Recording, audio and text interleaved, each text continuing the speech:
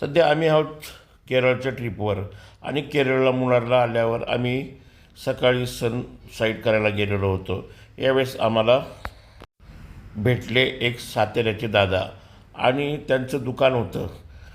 ते नेटकेच दुकान उघडत होते आणि आम्ही त्या ठिकाणी गेल्यावर त्यांनी सांगितलं की या मला भेटायला आणि नंतर आम्ही गेलो, त्या ठिकाणी खरेदी केली. त्यांना भेटून खूप खूप छान वाटले. बघा काय म्हणाले ते. नाही काय भाभी आइए. नमस्कार. मला आज इथे केरळमध्ये माझे सांगलीचे मित्र भेटलेले आहेत आणि गेल्या 16 वर्षापासून ते सांगलीतले कुठलं गाव विटामधले आहेत आणि इथे राहतात केरळमध्ये. आणि याच ठिकाणी त्यांनी लग्न वगैरे केलेलं आहे.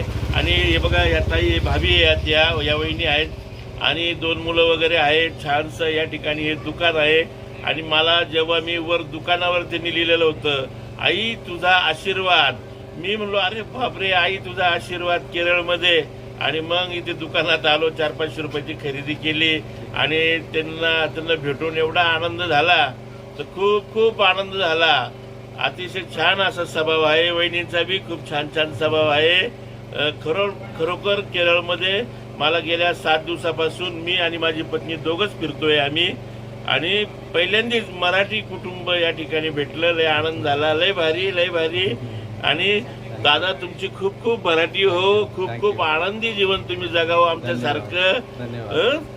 ओके. तुम्हाला सर्वांना खूप खूप माझ्याकडून आशीर्वादही म्हणेल मी. जरा वयाने तुमच्यापेक्षा मोठाच आहे. खूप खूप बरकत हो. चांगलं आरोग्य तुम्हाला मिळावं हीच माझ्याकडून तुम्हाला परमेश्वराकडे विनंती करतो. ओके.